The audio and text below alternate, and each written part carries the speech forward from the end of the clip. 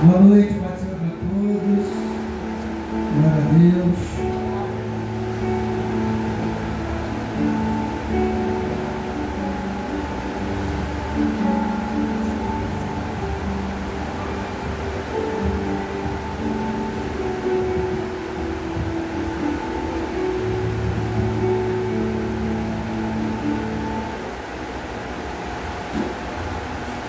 Nós vamos ler Marcos capítulo 10, versículo 46. Marcos 10, 46.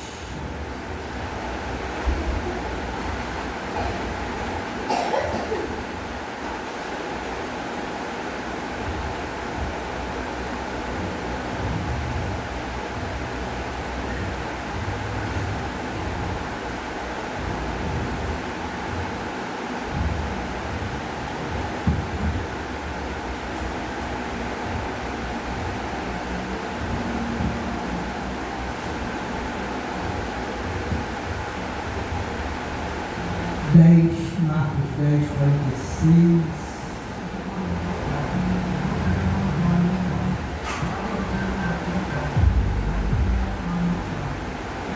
Glória a Deus. Depois foram para Jericó, e saindo ele de Jericó com os seus discípulos, uma grande multidão,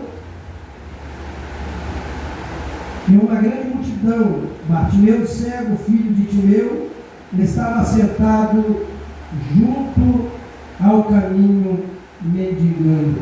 Seu meu Deus e meu Pai, no nome do teu Filho amado Jesus, fala conosco através da tua palavra, que o teu Espírito Santo possa trazer entendimento e que a tua palavra venha a ser uma semente fértil, caindo numa terra abençoada. Assim nós te pedimos, no nome de Jesus. Abaixa um pouquinho para mim, professor. Um pouquinho, não. Vai passar aí por aí?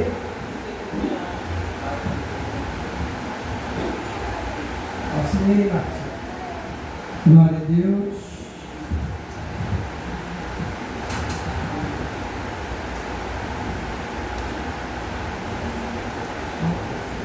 Glória a Deus. Amém?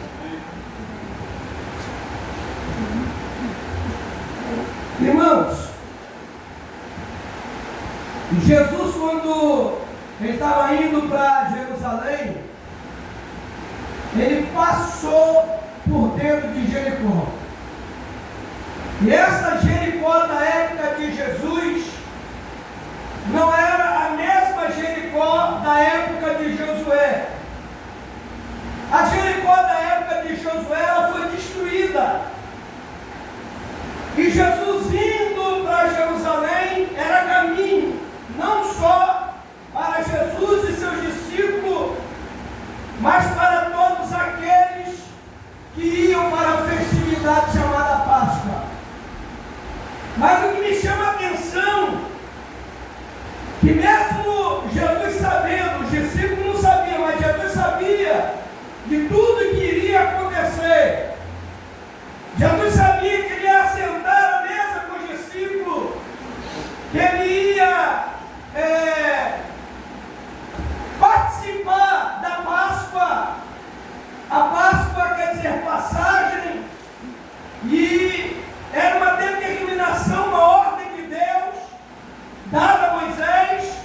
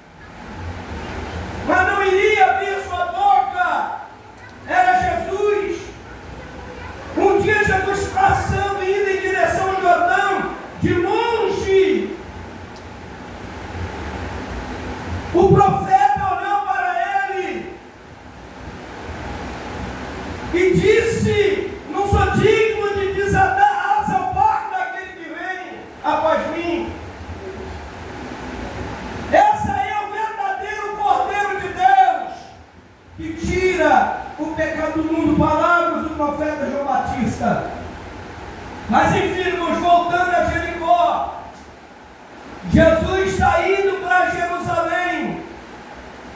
Ele entra na cidade de Jericó. E quando ele entra na cidade de Jericó, na entrada da cidade, ele encontra um cego. E já no final da saída da cidade, ele encontra com Zaqueu. Na entrada e na saída, na entrada houve milagre e na saída de Jericó também houve milagre. Duas pessoas distintas. Bartimeu, cego, filho de Timeu, porque a palavra Bartimeu, com a palavra Bar, filho, Timeu, Bartimeu, irmãos, na realidade não era o nome dele, está querendo dizer filho de Timeu. A palavra Bartimeu vai dizer filho de Timeu. E quem foi Timeu? Um grande general. Ele foi um general que por ele os romanos não teriam se apossado de Israel. E os romanos, após se apossar de Israel, tiram a vida desse general e de toda a família. Só o rapaz, o filho, que ficou vivo para servir de exemplo para os outros, não se levantar contra Roma. Jogado ao relento, não sei quantos anos, aquele rapaz ficou mendigando. E ele não era cego de nascença, os olhos deles foram arrancaram os olhos dele. Deixaram ele assagendo, talvez achando que ia morrer. É difícil alguém que tem os seus dois olhos arrancados, que venha sobreviver ainda nos dias de hoje, pela medicina que nós temos. Mas arrancaram os dois olhos dele. As pessoas que passavam por ele, a Bíblia não diz assim, mas eu imagino que tinha até medo de dar uma esmola, de ajudar. Porque quem colocou aquele rapaz naquela situação foi os romanos. E Jesus, ele encontra com esse rapaz. Primeiro, que ele era cego, mas não era surdo. Aonde tem multidão, tem barulho. Ele ouviu o barulho, não via, mas ouvia. E perguntou a alguém próximo: que barulho é esse? É Jesus, o Nazareno, que está passando pela cidade. Provavelmente era a rua principal da cidade. Era uma entrada que dava em uma saída. Então ele tinha que cortar toda a cidade, entrar na cidade, sair para poder chegar ao seu destino, que era Jerusalém. E aquele rapaz,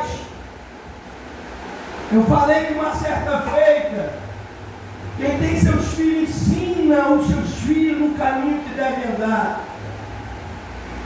Porque até os dias de hoje,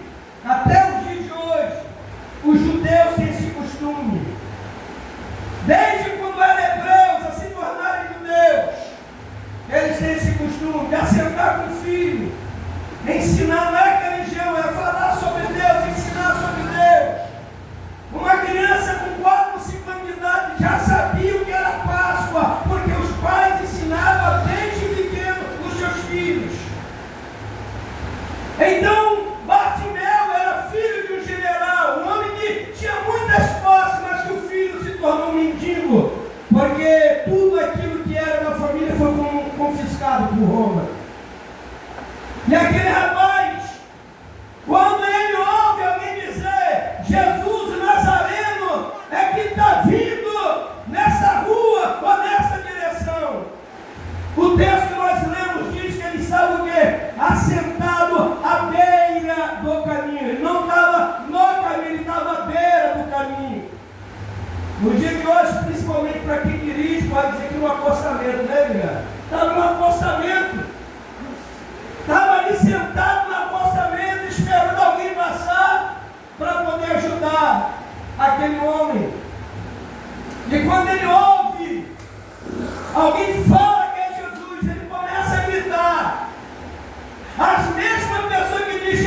está vindo nessa direção, é os mesmos que diziam: cala a tua boca, teu cego, porque eles pensavam, achavam que Jesus não ia parar para dar atenção àquele homem.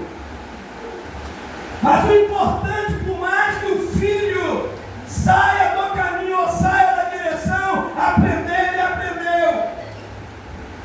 Nós estamos vivendo uma época que quando os filhos não aprendem em casa, aprendem na escola, porque hoje tudo quanto é tipo de porcaria é ensinado.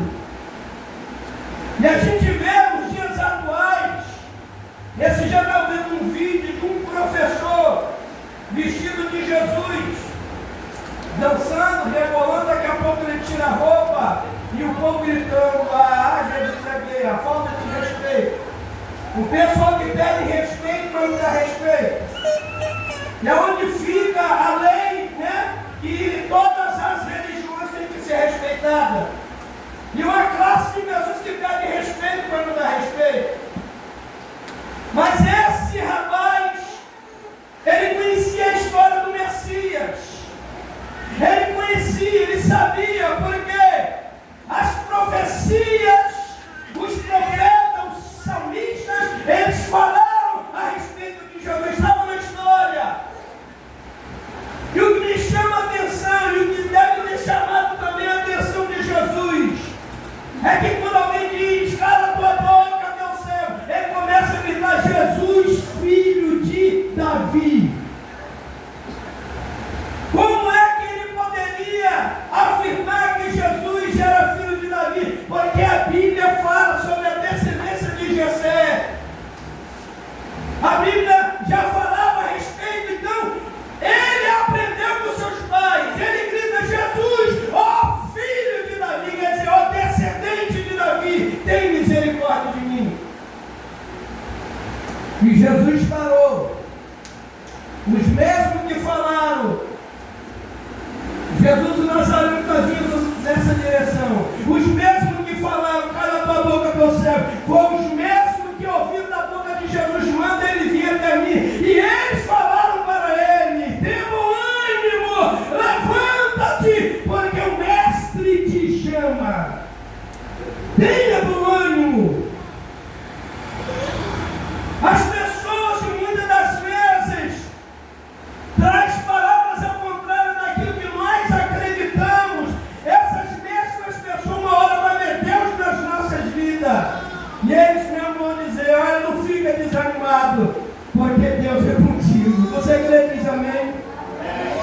E eu vejo aqui esse homem larga a capa que de dia sentava para pedir esmola e de noite servir de colchão ou como um cobertor para se cobrir do frio. Largou a capa porque não ia precisar mais da capa, não ia usar mais aquela capa. Ele levantou com fé e com convicção, sabendo que a hora chegou da uma virada na vida daquele rapaz, a história dele ser mudada. Isso nos fala muito de que é oportunidade. Toda oportunidade que Deus nos dá, nós temos que abraçar. Se ele fica sentado, e se ele não fala nada, se ele deixa Jesus passar, ia continuar cego e morrer cego. Ele não aceitou a situação que estava, e não foi uma situação adversa que ele procurou com as próprias mãos. A vida trouxe isso para ele, os acontecimentos trouxe isso para ele. E esse rapaz aproveita a oportunidade, larga a capa e vai até Jesus. E Jesus faz uma pergunta. Jesus sabia que era cego, que todo cego quer o quê? Quer ver. Pode chegar para qualquer cego e perguntar: o que você é? Eu quero uma casa, eu quero carro. Para quem vai querer um carro cego, uma casa? Se uma pessoa, quando falta energia, você com os olhos vão, você tropeça dentro da sua casa, você se perde dentro da sua própria casa. Isso quando você imagina uma pessoa cega. Jesus fez uma pergunta. Se fosse no dia de hoje algum ignorante ia dizer assim: você sabe que eu sou cego? Eu quero ver. Jesus perguntou o que Jesus já sabia, porque eu queria ouvir da boca dele. Às vezes tem coisas que você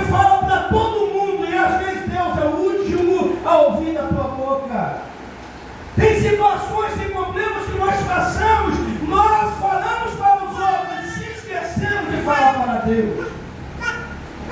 Eu sei que a Bíblia diz que antes de abrir a boca para falar, ele já sabe.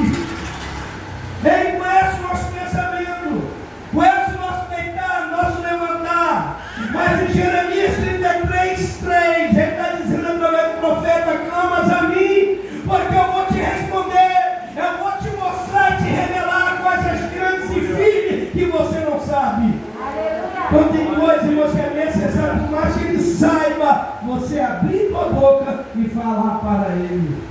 Amém? Isso é de manhã, é de tarde, a qualquer hora.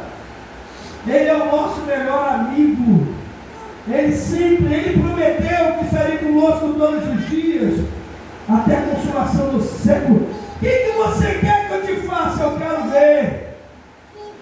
E qual foi a primeira coisa que aconteceu na vida daquele homem?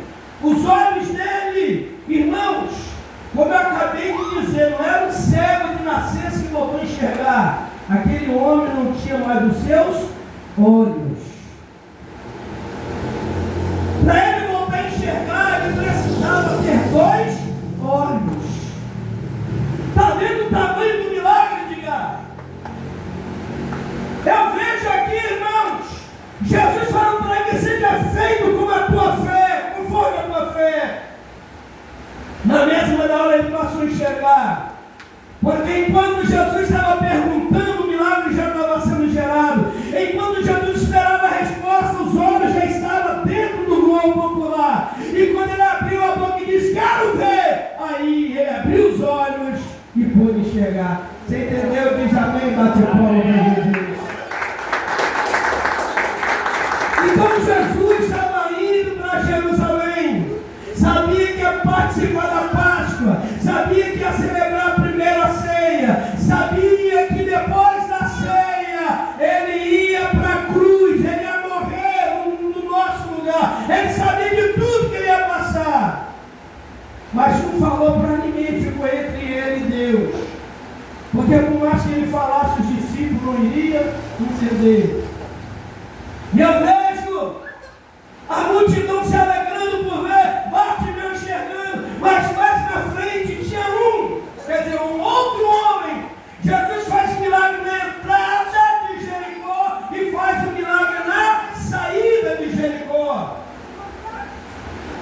Alguém que queria conhecer Jesus, ele não queria uma cura, ele não queria milagre, ele queria conhecer. Ele queria conhecer alguém que ele ouviu falar. Você sabia que as igrejas estão cheias de pessoas que precisam conhecer Jesus? Porque a maioria daquele Jesus que você ouviu falar. Aí quando você tem alguma experiência com Deus, essa experiência, ela aumenta a tua fé, a tua intimidade com Deus. E nós precisamos, nós que servimos ao Senhor, nós precisamos sempre estar dizendo para Ele: eu preciso te conhecer mais. Vocês me conhecem aqui na igreja. Alguns salvações a eles é uma bênção. Mas você não sabe como eu sou dentro da minha casa. Você não sabe como eu sou no meio da rua. Você não conhece dentro de mim. Ele conhece, ele sabe.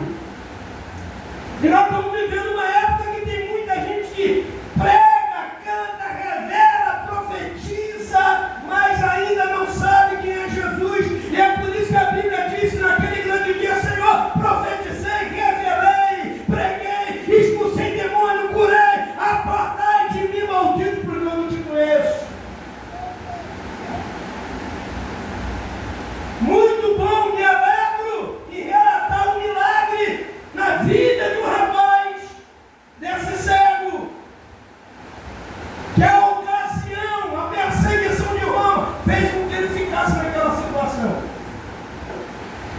E ele não ficou vivo porque os romanos foram misericordiosos, não.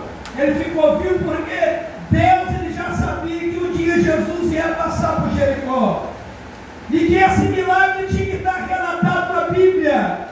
Porque a Bíblia diz em Lucas 1,17 que para Deus nada é impossível. A gente vê tantos milagres na Bíblia e Deus às vezes não realiza em nossas vidas por falta de fé, por falta de esperança. Tem pessoas dentro da igreja que perdeu a esperança, perdeu a fé. Às vezes está dentro de um tempo, mas está vazio, afastado de Deus.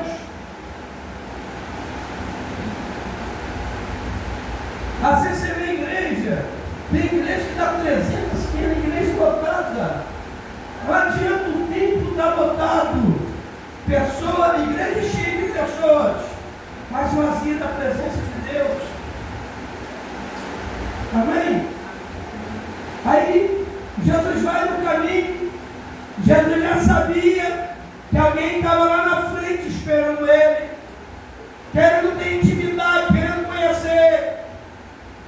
Alguém deve ter falado: Bartimeu, tem um tal de Jesus aí que cura cego, cura aleijado, ressuscita morto. Bartimeu tomou posse e recebeu a vitória. Da mesma forma, Zaqueu deve ter ouvido da boca das pessoas as mesmas palavras. Eu preciso conhecer esse homem. Eu preciso pelo menos ver ele. Eu quero saber quem é esse homem. Uma certa feita, eu ministrando aqui, me lembrei de Zaqueu. Ele, à frente da multidão, ele sobe em cima de uma árvore. Eu já vi muito pregador dizer que a figueira brava é uma figueira cheia de espinho. Se ela fosse cheia de espinho, Jesus não ia dizer para Bartimeu: desce depressa. Ia dizer: desce com cuidado para você não se machucar. Cuidado. Por mais que a fé seja tão grande, subisse numa figueira cheia, não era espinho, irmãos. O que era a figueira brava? Era uma figueira que dava frutos como qualquer outra. Só que as pessoas passavam, nem olhavam para ela.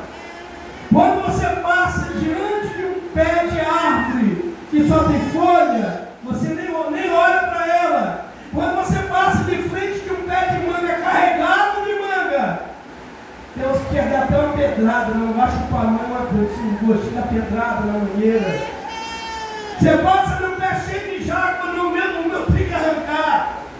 Aonde tem fruto, você para, você tem desejo de comer, principalmente quando o fruto é bom. E o fruto da figueira, os pássaros não comiam. Os animais que comem frutos não comiam. A figueira era rejeitada, as pessoas nem olhavam para ela. Aí ele subiu em cima da figueira, aquela figueira representando a própria vida dele, porque ele trabalhava para os romanos, ele era cobrador de impostos, ele era odiado pela sociedade. E aonde o cobrador de impostos ia, ele ia com um agrupamento de soldados armados, para poder ninguém tentar contra a própria vida dele. Aí ele sobe na figueira, e quando a multidão está vindo, agora eu vou conhecer, agora eu vou ver. E Jesus para debaixo da onde? Da figueira. Ninguém olhava para a figueira, mas Jesus olhou. Lá estava ele, Zaqueu, pelo nome, Zaqueu, desce depressa, porque hoje me convém pousar, é descansar. Ou em outras palavras, hoje eu vou dormir na tua casa, vou passar a noite na tua casa. Prepara a cama, prepara a janta, prepara o suco. Hoje eu vou para a tua casa. Desce depressa, Zaqueu. Um homem que queria conhecer aquele que já o conhecia.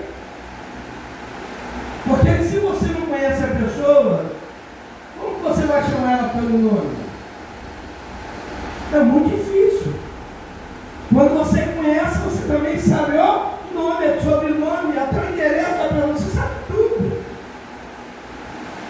Aí ele sobe na figueira, pensando em ir embora para cá, porque é uma árvore que o fruto não presta, ninguém vai olhar para cá, ninguém vai me ver. Mas Jesus já sabia que ele estava lá. Desce depressa, porque hoje eu vou entrar na tua casa, eu vou descansar na tua casa. Como eu acabei de dizer, Jesus conhece os pensamentos. Aí Jesus, conhecendo os pensamentos, os religiosos que estavam juntos, começaram a pensar, não falaram, pensaram. E Jesus respondeu, porque o pensamento deles, ele diz que é mestre, ele diz que é filho de Deus, ele diz que é profeta, mas entra na casa de ladrão, ele se assenta com ladrão, com prostituta. E Jesus responde, o pensamento deles foi respondido. Jesus disse, eu vim para aqueles que estão perdidos. Eu vim para os filhos de Israel, eu vim para aqueles que estão perdidos. Ele veio realmente para os pecadores. Tanto que entre nós, se alguém acha que é tão santo e que não tem pecado, primeiro, que se isso acontecer, Deus te tira rapidinho e te leva. Segundo, a Bíblia não mente, a Bíblia diz, todo aquele que diz que não tem pecado, é mentiroso e é filho do diabo. Se eu perguntar quem de vocês não tem pecado, se alguém levantar a mão e dizer que não tem, você é mentiroso, é filho do diabo. Porque a gente pega no pensar, no olhar, é tanta coisa que faz o ser humano pecar, porque enquanto você está aqui, você está no meio da lama. Enquanto você está aqui, você está sujeito ao pecado. Mas graças a Deus, que a Bíblia diz que aquele que confessa e deixa, misericórdia alcança. E o sangue de Jesus purifica de todo pecado. Você pode aplaudir o Senhor? Eu vejo, irmãos, Jesus, eu não sei qual foi o dia que ele entrou e saiu de Jericó. Não sei também quantos dias ele ficou em Jericó.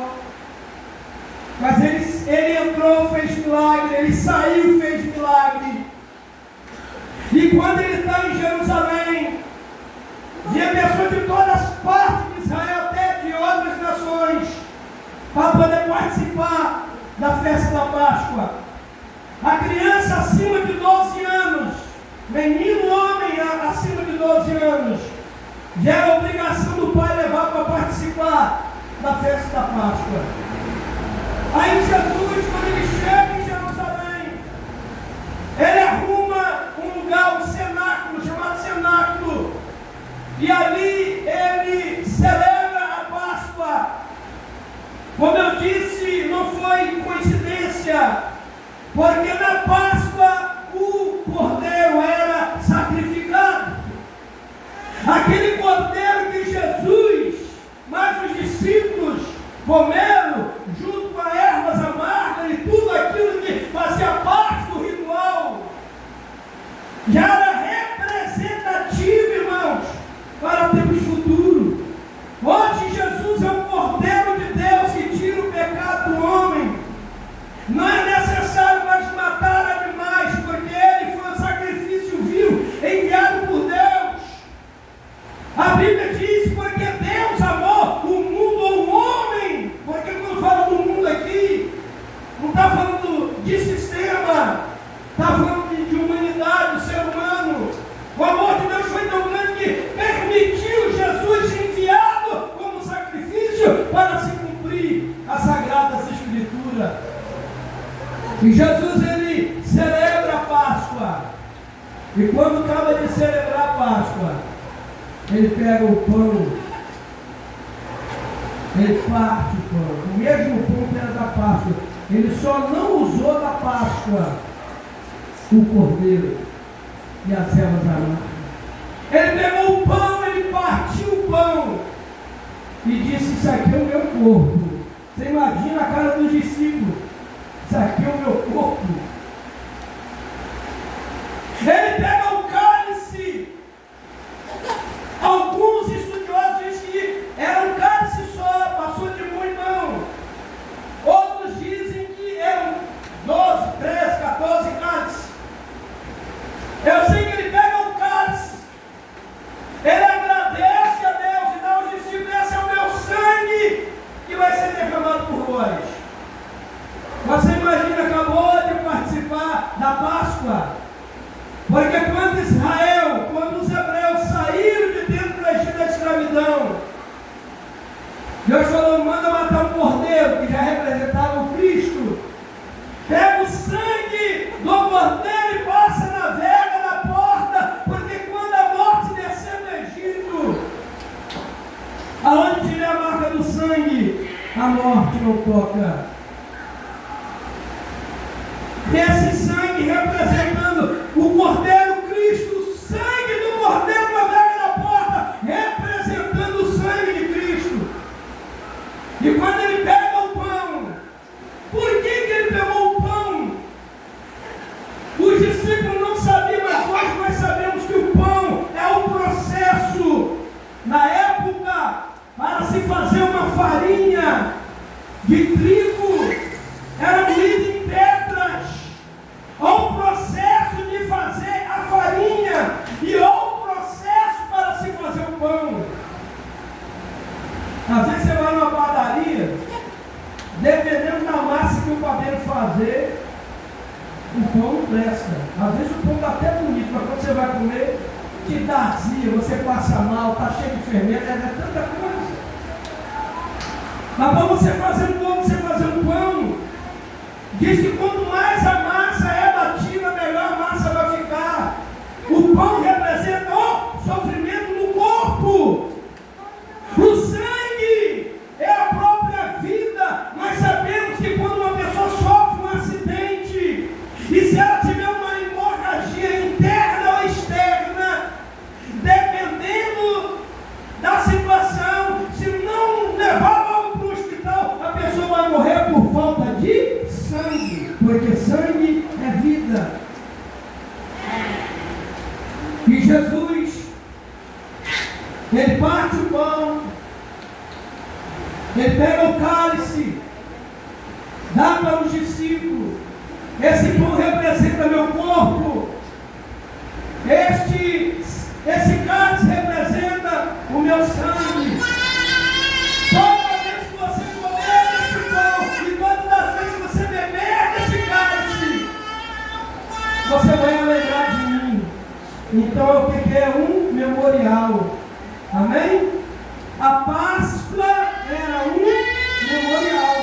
A Páscoa era um memorial, mas os judeus faziam isso para lembrar da saída do Egito. O Egito representa o que hoje? O mundo.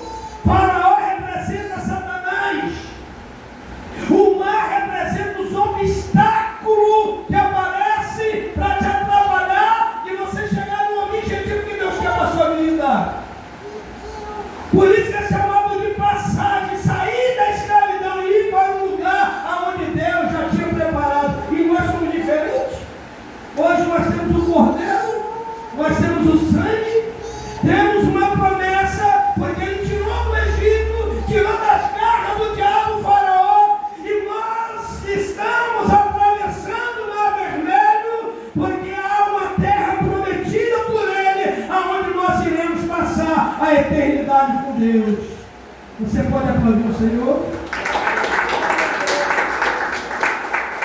Irmãos, vale a pena servir a esse Deus maravilhoso. Vale a pena servir esse Deus maravilhoso, irmãos.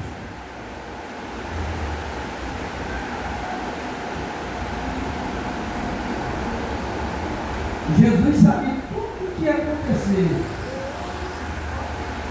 mas ele parou para mudar a história de Bartimeu. Ele sabia tudo o que ia acontecer, mas parou. Por mais que aquele homem fosse odiado pelas pessoas, mal visto pelas pessoas, ele tinha desejo de conhecer Jesus. E eu já vi tanto testemunho, irmãos, e já presenciei.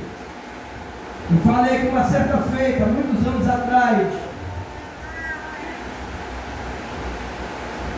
tinha um alcoólatra que ficava, toda vez que eu passava ali em frente ao quartel, aquele eu estava caído na calçada, mijado, defecado.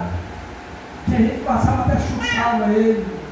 Aí um dia eu passando com o irmão, olhei, O irmão você vai fazer o que o diabo faz. Camarada desse, nem a família quer dedicar, está aí na rua jogado. Tempos depois eu fui numa vigília. Quando eu olhei aquele homem cantando, dando glória, falando em línguas, isso foi uns 3, 4 meses depois, naquela cena. Mas assim, não deve ser. Acha meu irmão que estava comigo, rapaz, parece que aquele camarada alcoólatra. Ele disse, rapaz, é ele mesmo. Irmãos, o homem estava liberto, batizado no Espírito Santo. Deus fez a obra. Daqui o seu Daci que eu conheci, conheça muito, mais de acho que uns 40 anos conheço ele. Isso era alcoólatra, já falei que é alcoólatra, a família Sofia. Daí, ó, descendo as águas pouco tempo atrás.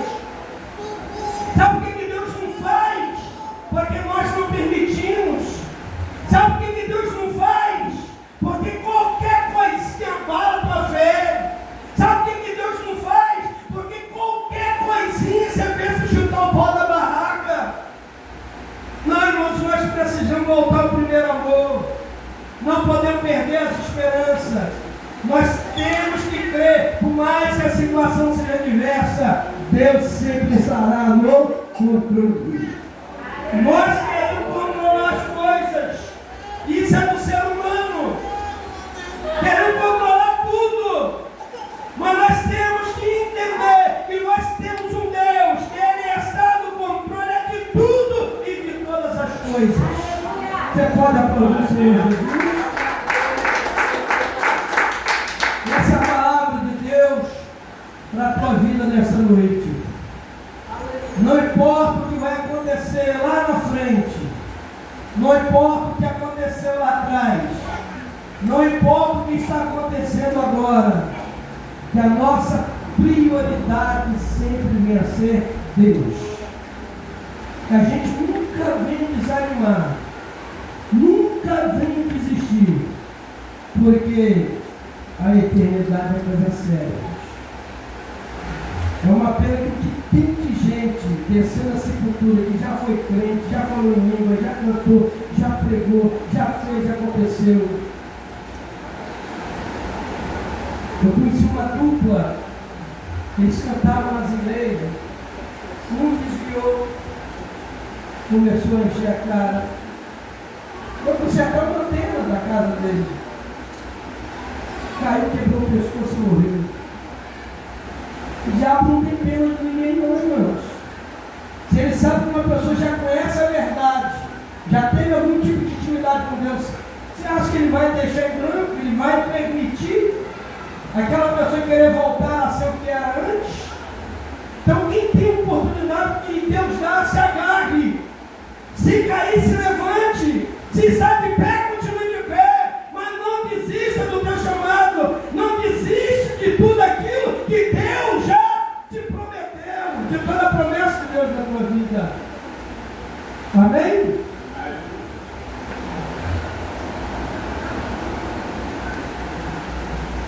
Ficamos de pé no nome de Jesus. Glória a Deus.